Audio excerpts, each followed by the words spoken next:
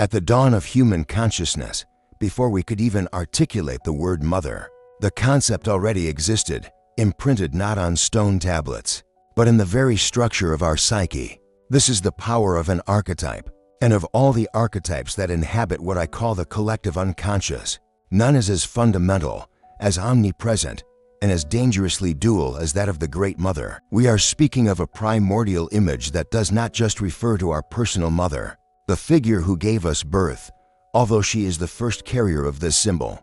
No doubt we speak of something much larger. We speak of the inner image of nature itself, the source of life, the dark soil from which everything sprouts and to which everything, inevitably, returns. The Great Mother is the ocean of existence. She is the backdrop of all consciousness. In every culture, in every myth, in every dream, she manifests. She is Isis. She is Demeter. She is the Virgin Mary, but she is also Kali. She is Hecate. She is Medusa. She is the protective womb and the devouring sarcophagus. This archetype is the personification of the very duality of existence, life and death, creation and destruction, love and terror. And how we navigate this duality, how we relate to this internal image, defines, in large part, the success or failure of our individuation journey. To ignore the Great Mother is impossible. To deny her shadow is to court psychological disaster. To become whole individuals, we have no choice but to look directly at her two faces, the nurturing and the terrible, and understand that they are, in essence, one.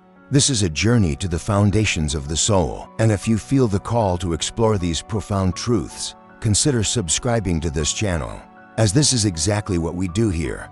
Dive into what makes us human. Let us begin at the beginning. What, in fact, is the archetype of the Great Mother? An archetype, as I conceive it, is a universal form of thought, an inherited psychic predisposition, part of that vast ocean of the collective unconscious that we share with all of humanity. Past and present, they are the basic instinctive patterns of life, and the mother is, perhaps, the most immediate of these patterns. The experience of having a mother or of being contained is universal. The infant does not need to learn the mother. It is born with her image preformed in its psyche. It expects her. This inner image is vast. She is the primordial womb.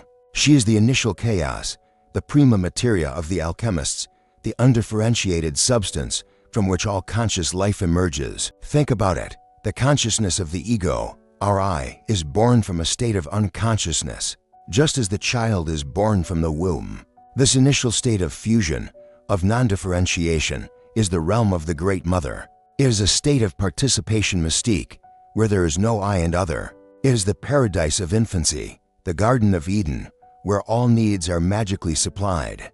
We are safe, we are warm, we are nourished. There is no effort, no conflict. The Great Mother, in this sense, is the personification of the unconscious itself. She is the place we come from and the place to which, deep down, we long to return, a longing that, if taken to the extreme, becomes a death impulse, a desire for the dissolution of the ego. She is the night, the deep water, the cave, the vessel. All symbols of containment and nourishment belong to her. She is the object of nostalgia. When we say Mother Nature or Mother Earth, Pachamama, Gaia, we are simply giving different names to the same primordial psychic reality. She is the source of physis, of flowing life. She is the magic of fertility. She is the very condition of existence. But, and this is the crucial point, the unconscious is not just a benign source. It is also the place of animal instincts, of chaos, of the irrational. And therefore, the mother, as a symbol of the unconscious, must carry this same ambivalence. She is not just the giver of life. She is the one who devours us back into darkness. The womb that bears us is, symbolically, the tomb that awaits us. Let us focus, for a moment, on her most luminous aspect, the one we first recognize and to which we most readily cling, the benign mother, the Mater Amabilis, the loving mother. This is the face of the archetype that fills the world with meaning, warmth, and protection. She is the representation of all that is positive and sustaining. Let us think of the universal symbols that represent her. She is, first and foremost, the vessel, the womb, the cup, the grail, the cauldron, anything that contains and transforms. She receives the seed and nurtures it until it becomes something new, She is the primordial alchemist. She is the temenos, the sacred and protected space where transformation can safely occur, the temple, the walled garden, the childhood home. She is the earth itself. Demeter, the Greek goddess of the harvest, who makes the grain grow. Isis, in Egypt, who patiently gathers the pieces of her husband Osiris to give him new life. And of course, in the Christian tradition, the Virgin Mary, the pure receptacle of the divine, the source of unconditional compassion, the intercessor for humanity. The benign mother is the source of milk and honey. She is the sacred cow, the abundant orchard, the life-giving river. Psychologically, this is the force that tells us you are loved, you belong, you are safe. It is unconditional love. She doesn't love us because we are good or because we achieved something. She loves us simply because we exist. It is a love that does not need to be earned.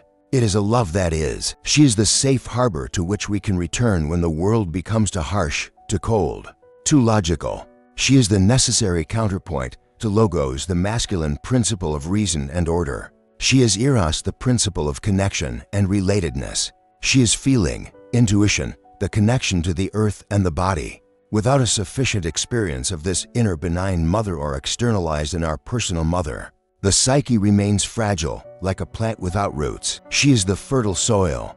What then is the impact of this nurturing force on the development of the individual psyche? It is, in a word, fundamental.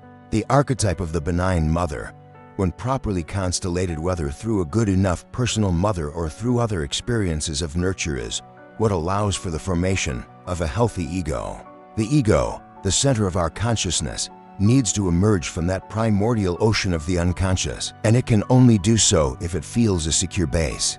The benign mother functions as a psychological container. She holds the infant's anxiety, its fears, its rages, and returns them to it in a metabolized, palatable form. It is this holding that teaches the individual to trust oneself, to trust others, and to trust life itself. The experience of Mater Amabilis is the foundation of basic trust.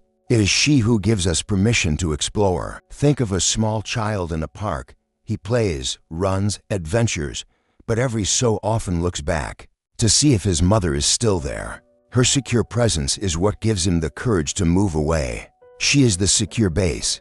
Without this base, the world is perceived as a perpetually threatening place. The individual without this inner foundation may grow up with a free-floating anxiety, an inability to form secure attachments, a feeling of not belonging. Furthermore, the benign mother is our first introduction to eros, the principle of relatedness. It is through her that we learn to connect, to empathize, to value feeling. She is the heart of our being. When this archetype is strong within us, we are capable of self-nurturing. We are able to care for ourselves, to forgive ourselves, to have compassion for our own failings. We become, in a sense, our own inner mother. This is a pillar of psychological health, but as in all of nature, that which nurtures in excess can suffocate. The same earth that makes the seed sprout can, if the seed does not fight to break free, become its tomb. And it is here that we begin to see the shadow creeping in. In my view of the psyche, nothing is one-sided. Wholeness, the self, is a coniunctio oppositorum, a union of opposites. Therefore, it is psychologically naive and dangerous to believe in a purely benign mother. The very essence of the archetype contains its antithesis. The mother is nature, and nature is not just the gentle spring. She is the earthquake, the hurricane, the drought, and the predator. The same mother who gives birth must, inevitably, preside over death. Life only exists because death recycles it. The archetype of the great mother must, therefore, encompass both poles. The benign mother, the Mater Amabilis, is the mother of infancy, the mother of paradisiacal fusion. But what happens when life demands that we leave this fusion? What happens when the ego needs to differentiate, to become independent, to say I?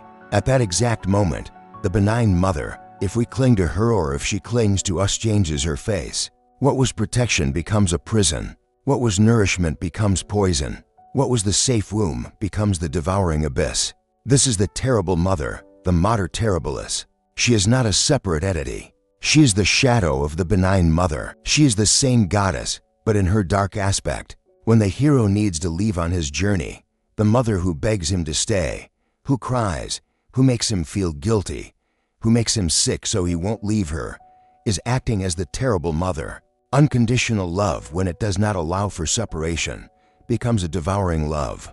The unconscious, which was the cradle of the ego, now threatens to swallow it back up. It is the regressive desire to return to paradise, to avoid the pain and conflict of conscious existence. And this temptation, the temptation not to live, not to struggle, to remain in the safety of unconsciousness, is the terrible mother in her most seductive and lethal form. Now, let us look directly at this dark face, the mater terribilis.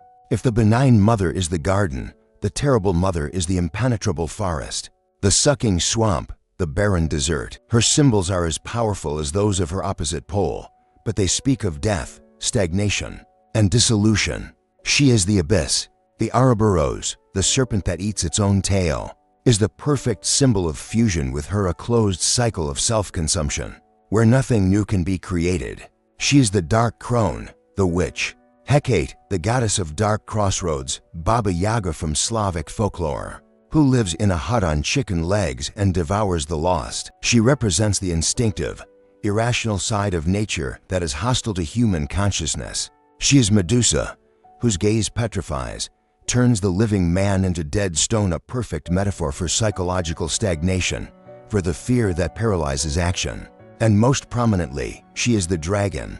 In almost every mythology, the hero must confront a dragon, and this dragon almost always guards something, a treasure or a maiden. The dragon, for the psyche, is the terrible mother. It is the overwhelming power of the unconscious and the mother complex that prevents the ego from conquering its own life, the treasure, and its own soul, its anima, the maiden. She is Kali, the Hindu goddess, naked, dancing on the body of her consort Shiva, wearing a necklace of skulls and a skirt of severed arms. She is destruction, primordial chaos, time that devours all. She is the sarcophagus, the tomb, the earth that reclaims the body. Psychologically, she is the force of regression, the power of the complex. She is the depression that pulls us into bed, the anxiety that keeps us from leaving the house, the addiction that dissolves us into unconsciousness. She is everything that says no to life, to effort, to consciousness. When an individual's experience with their personal mother is predominantly negative, or more subtly, when the personal mother clings to the child for her own neurotic needs, suffocating him with a love that is actually control, the archetype of the terrible mother is constellated. This creates what we call a negative mother complex.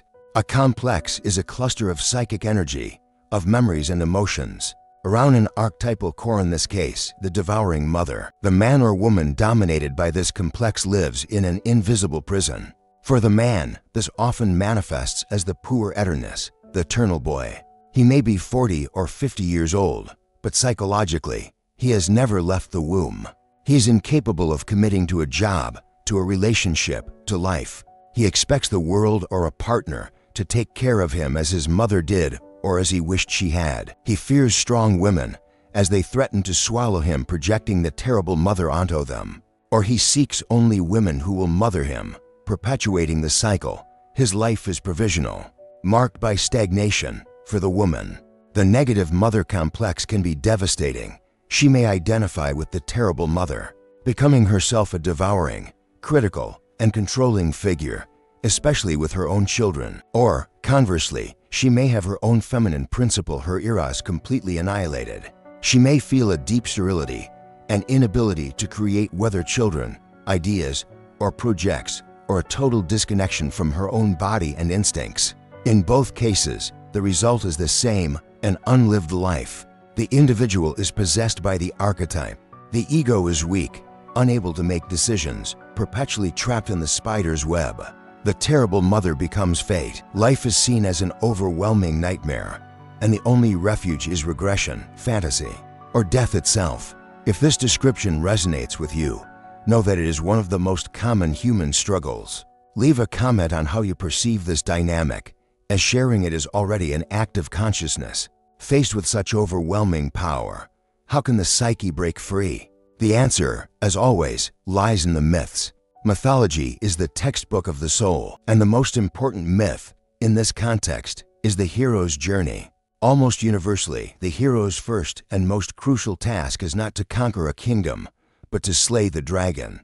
As we have seen, the dragon is the terrible mother. This is the dark night of the soul. It is the journey into the belly of the whale. The hero, the conscious ego, must voluntarily leave the safe world and plunge into the abyss, the unconscious, to confront the power that holds him captive. This is a metaphor for psychological birth. The first birth, the biological one, is a passive act. We are expelled from the womb. The second birth, the psychological one, is an active act. We must fight our way out. The hero must kill the mother. This does not mean, obviously, a literal act. It means killing the mother complex. It means killing the fusion, the dependency, the inertia. It is the act of differentiating the I from the not I. It is the painful act of cutting the psychic umbilical cord. Think of Theseus entering the labyrinth, another symbol of the devouring womb, to kill the minotaur, the monster at the mother's core. Think of Perseus, who must behead Medusa, the petrifying mother. It is interesting that he can only do this by looking at her reflection in his shield. He cannot face her directly, or he will be destroyed. This is profoundly symbolic. We must use the shield of consciousness, of reflection, to deal with these archetypal forces. The danger is real. Many heroes fail. Icarus, flying too close to the sun, is the poor who tries to leap directly to the spirit father without first dealing with the matter mother and is destroyed. The confrontation with the terrible mother is the essential task of the first half of life. Without it, individuation cannot even begin. The individual remains a son lover of the mother, like Attis, who castrates himself in service of the mother goddess Cybele, a terrible image of the renunciation of one's own masculinity and creativity. It is a mistake to think that the great mother archetype affects only women, or only men's relationships with women.